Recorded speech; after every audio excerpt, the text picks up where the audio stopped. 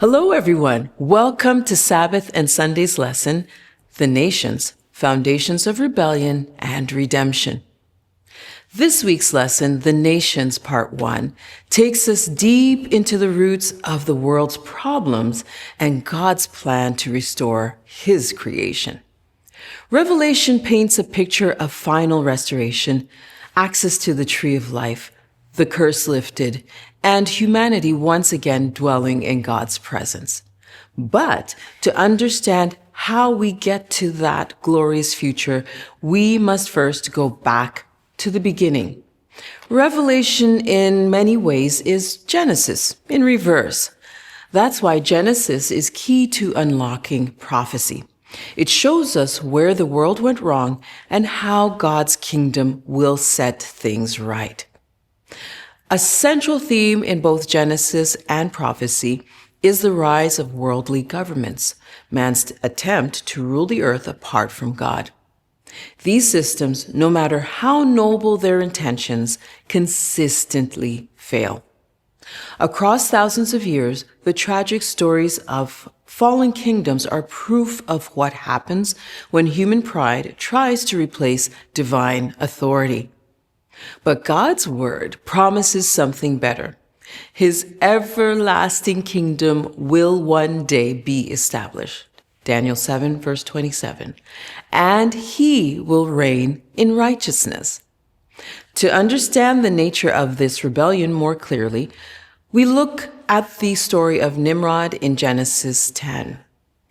Nimrod is described as a mighty one on the earth and a mighty hunter before the Lord. But this isn't praise. Rather, it signals someone who defies God's authority. Nimrod's ambition and power stand in contrast to the humility and obedience God desires. He built cities like Babel, Nineveh, and Babylon, all of which become symbols of rebellion in later prophetic books. At the same time, there were still those who clung to God's promises. Adam and his descendants worshipped at the gates of Eden, bringing sacrifices of faith, waiting for redemption. Ellen White notes that Eden remained on earth for some time after the fall, serving as a place of worship. But as wickedness spread, even Eden was withdrawn. Yet God's promise to restore it in the new earth remains. See Patriarchs and Prophets, page 62. The stories of Nimrod and the nations are more than ancient history. They illustrate the deep-seated rebellion that lies in the human heart. Rebellion isn't always loud or obvious.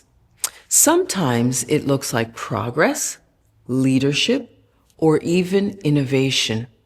But if it's rooted in pride and self-sufficiency, it mirrors the same spirit that built Babylon. As we study prophecy, we're not just decoding symbols. We're being invited to recognize the spiritual struggle that began in Genesis and continues today. Will we trust in our own systems and strength, or will we submit to the King whose kingdom will never be destroyed? Well, that's our nugget for today. I'll see you tomorrow for another lesson. God bless you.